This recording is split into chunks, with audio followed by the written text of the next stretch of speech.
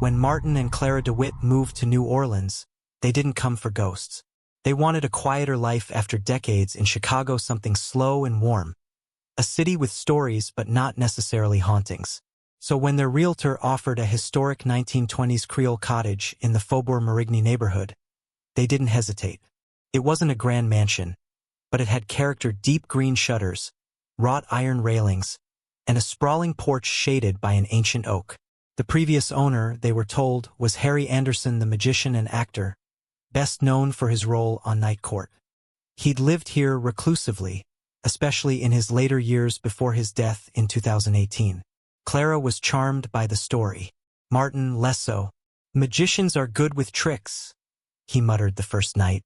"Let's just hope none are left behind." They were small things at first. Clara would hear what sounded like shuffling footsteps upstairs when Martin was out on errands, or the faint sound of a man chuckling low in his throat. She blamed the old floorboards and the neighborhood cats. But then objects started moving. The deck of cards she kept on the kitchen shelf, a memento from their honeymoon in Vegas, was constantly misplaced. She'd find it fanned out perfectly on the dining room table, despite never touching it.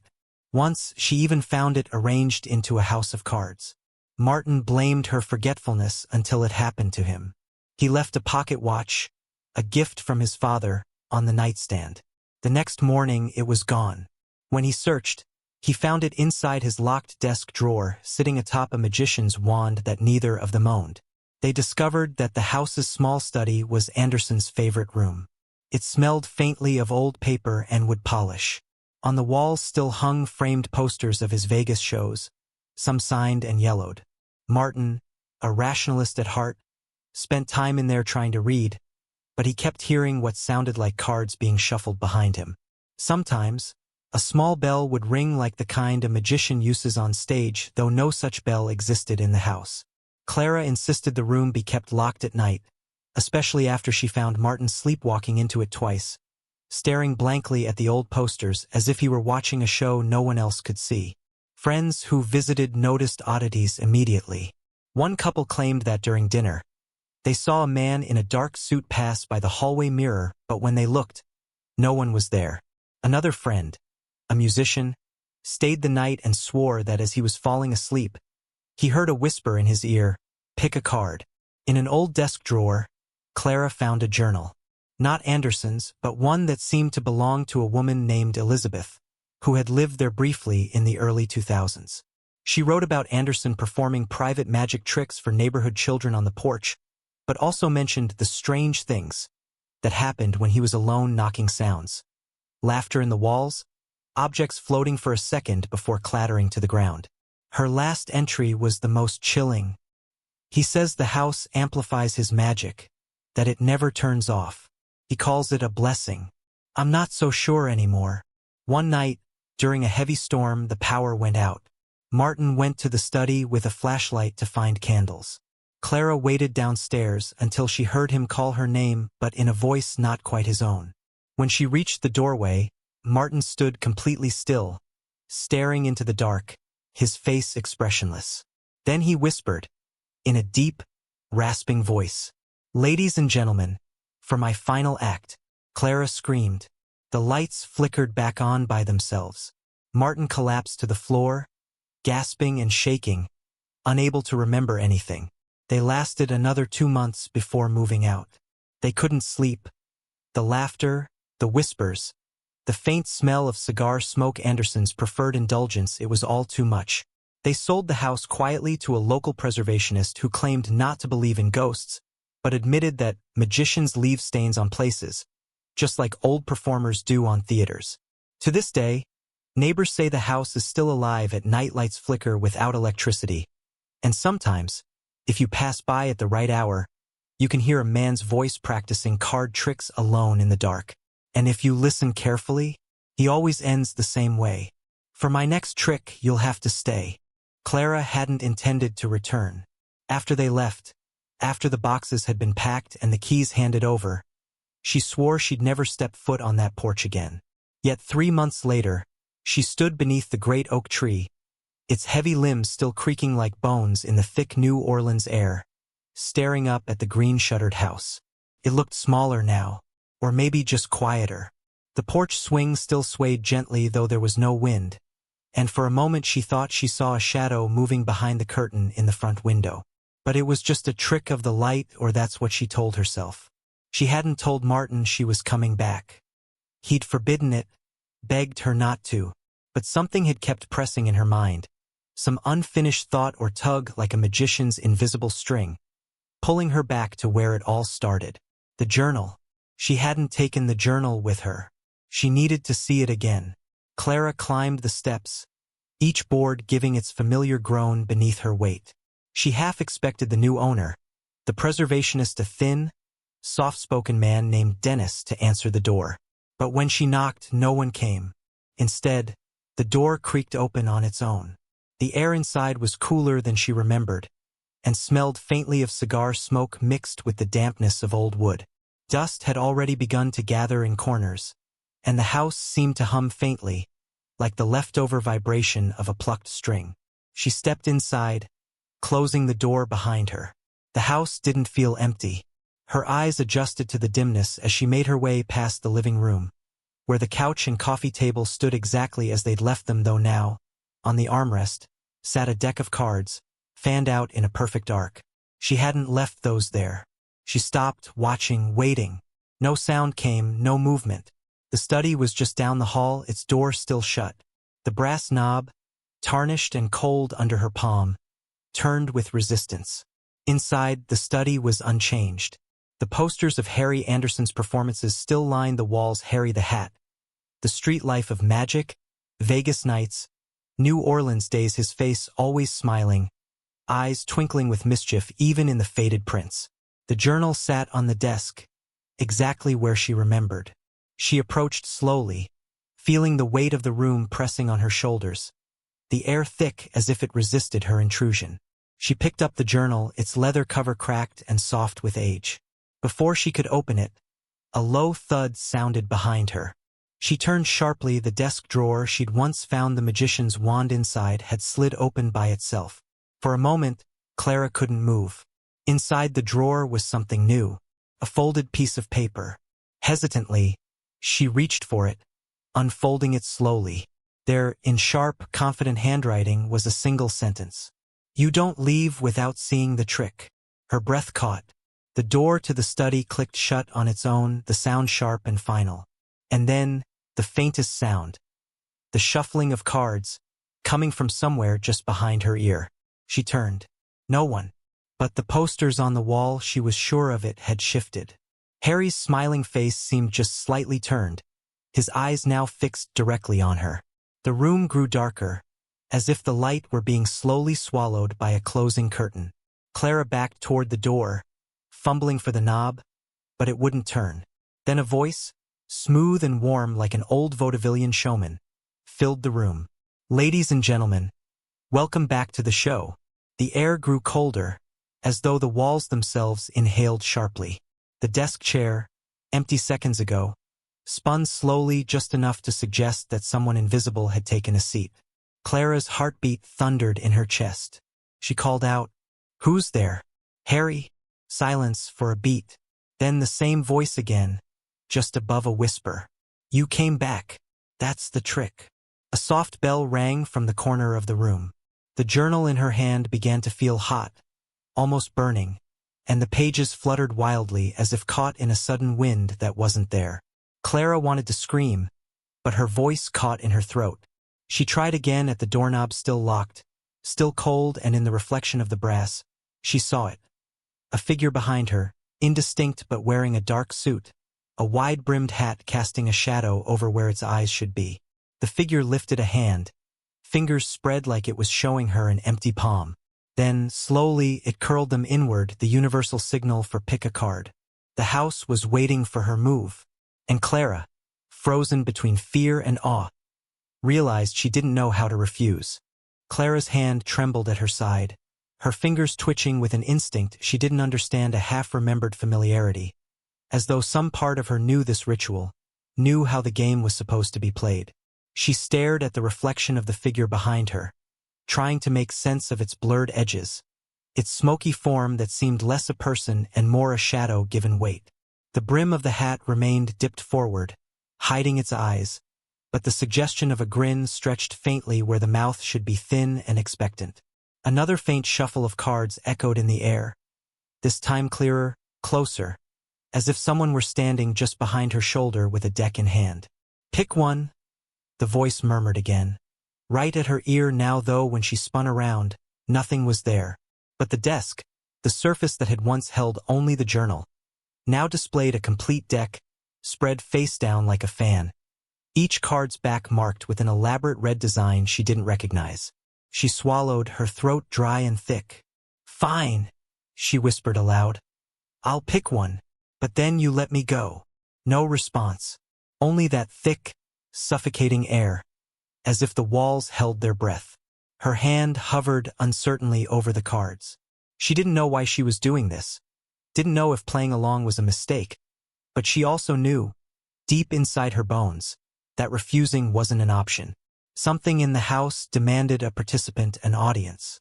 Her fingers brushed against a card halfway through the spread. The texture was unnaturally cold, like the surface of glass left in the freezer. She pinched it by the corner and lifted it slowly, the tension in the room growing heavier with every inch she raised it. It was the Queen of Spades. The moment she revealed the face of the card, the room exhaled a deep, guttural sigh that seemed to come from the floorboards themselves. And then, the posters on the walls began to peel away from the plaster, not falling, but rising, like curtains drawn back to reveal a deeper stage. Behind them, the wall was no longer solid. It shimmered like heat over asphalt, distorting the air, as if something waited just beyond the thin veil. The voice returned, stronger this time, and tinged with satisfaction. "Now for the turn."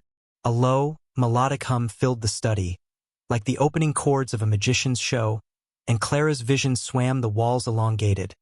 The floorboards seemed to ripple under her feet, and the shadows grew longer, more defined, like the silhouettes of an unseen audience surrounding her. She staggered back, still clutching the Queen of Spades, the card hot in her fingers now, as though it carried some charge. Her eyes darted around the room, searching for an exit, but the door had disappeared, replaced by yet another ripple of distortion, as if the room itself was melting and reforming, reshaping itself into something she no longer recognized. "Let me out," she cried, but her voice sounded small, absorbed by the heavy atmosphere, as though the house itself was swallowing her sound. And then, from the center of the room, a figure began to materialize. It wasn't like an apparition from a movie, no mist or transparent glow. Instead, it was as if the air itself thickened and condensed, bones forming first, draped in a dark tailored suit. The wide-brimmed hat appeared last, settling atop the shape like the final piece of a costume. Where its face should have been, there was only shadow except for a grin that stretched impossibly wide, teeth too straight, too white, almost painted on. In its hand, a wand, thin, polished like an extension of the fingers themselves. The figure lifted the wand to its hat, tipping it slightly in a gesture of mock politeness. "Ladies and gentlemen," the voice said, resonant and clear now, "a round of applause for our volunteer." All around her, the air seemed to pulse as though invisible hands were clapping, their sound muffled but insistent. Clara could feel it in her chest, the vibrations of some unseen crowd's approval. The figure's head tilted slightly, considering her. "The trick is simple," it continued, the grin widening. "But the ending, well, that depends on you." Clara's knees weakened, her vision swimming, but she stood her ground. "What do you want from me?" The figure's shadow face leaned forward, the teeth gleaming. "I want you to watch," it whispered. "Just watch." And before her eyes, the walls of the study began to part like theater curtains, revealing not more of the house but darkness, an endless void that seemed to pulse with waiting energy, as though some greater stage lay beyond, vast and unknowable. The last thing Clara saw before the shadows began to close in again was the figure raising its wand high, the tip glowing faintly red as if beginning the next phase of the performance. And then the voice once more, echoing in her mind. "Don't look away. You'll miss the prestige." The lights flickered and the house was silent once again. When Clara opened her eyes again, she was on the floor of the study, cold seeping into her back through the old wooden planks.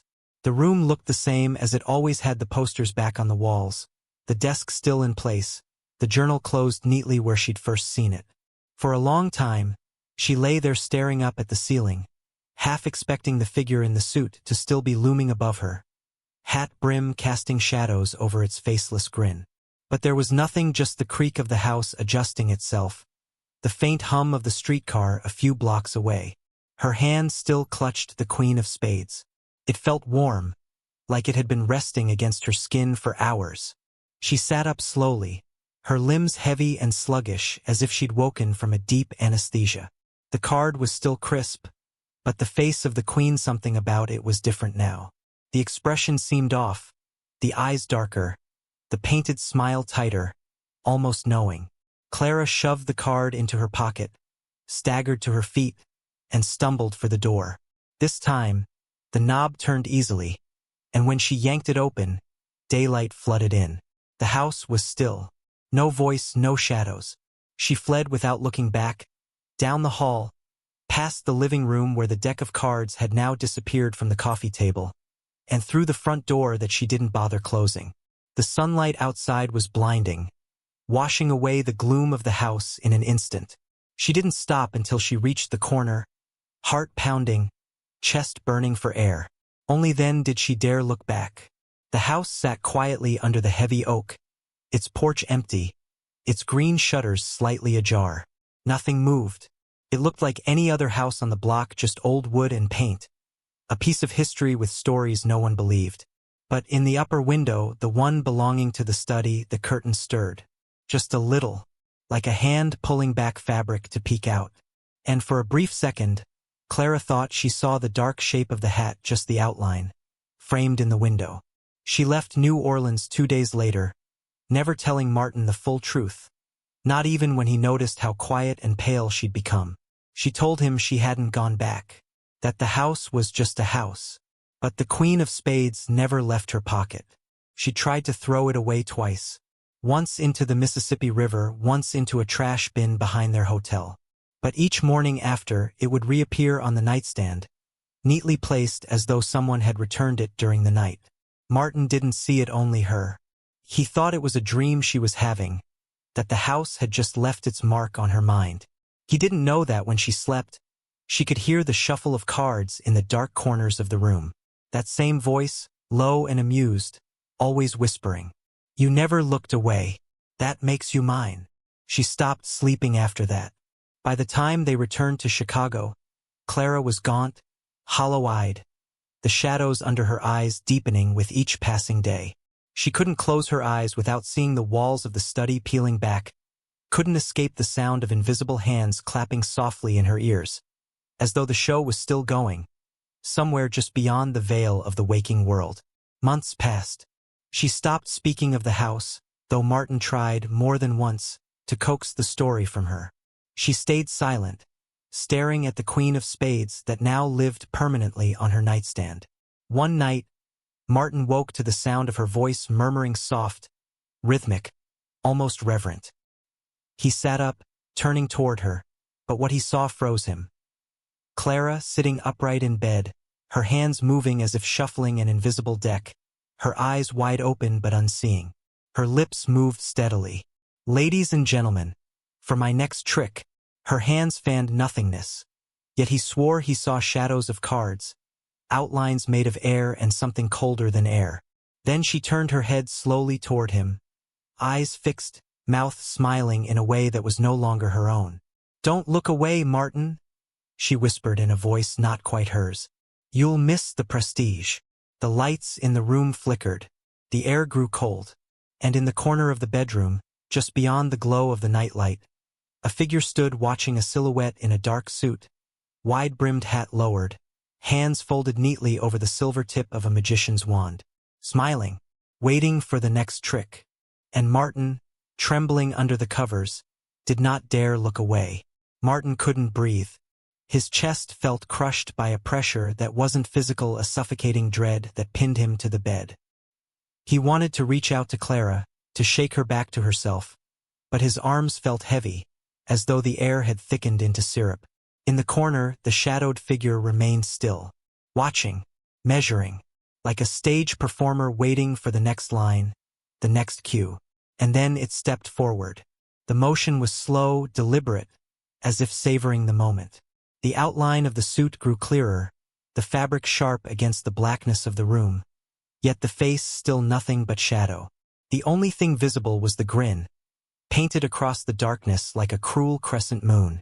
Clara's lips moved again, and her voice, but not her voice, whispered, "Time for the prestige, Martin. Pick a card." Her hands, still miming the shuffle of an unseen deck, suddenly spread wide, palms up, as though offering something. And then Martin saw them, real cards, appearing one by one, sliding into existence from thin air, each face marked and aged, edges yellowed and worn. They hovered in the air between her hands, fanned out in a slow, unnatural drift, as if held by invisible strings. Martin shook his head, his voice a hoarse croak. "No, I won't. I'm not playing." But the magician in the corner chuckled, a low sound like the creak of old floorboards in an empty theater. Then the wand rose, and with a flick of the magician's wrist, the room changed. The walls stretched impossibly high, the ceiling vanishing into darkness, and overhead, spotlights flared to life, casting harsh, white beams that illuminated the bed, the stage. Rows of shadows appeared beyond the lights, countless figures seated in the dark, their hands together in mute applause, soundless but relentless. The air vibrated with their presence, an audience that hadn't come to watch but to witness. Clara's head tilted, eyes wide and glassy, and she whispered again, "Pick a card, Martin. You have to." And he realized then that there was no choice. The show wasn't waiting for his consent, the show needed his part. He reached out, trembling, his fingers brushing the air until one card snapped forward, slapped against his palm like a living thing. He looked. It was blank. No queen, no spade, no numbers. Just a stark, white void. The magician laughed quietly, and the shadows in the audience stirred, not clapping, but twitching, shifting, hungry for what came next. "You chose well," the voice said. "The blank card is the easiest to fill." Martin tried to speak, to ask what that meant, but the lights cut out all at once. Total darkness. And in that darkness, a final whisper, soft as a breath against his ear. "Now you belong to the act." When morning came, the bed was empty. No sign of Martin. No sign of Clara. Only the deck of cards, perfectly stacked on the nightstand, with the queen of spades on top, her painted eyes darker than before, her smile wider. And on the floor beneath the bed, faint and dusty, as if written in chalk, was a message. "Thank you for watching." The house remained silent, but if you listened carefully in the dead of night, you could still hear the faint shuffle of cards, the whisper of a performer preparing for his next audience. Because the show in that house never truly ends. Don't forget to subscribe and like if you liked this story.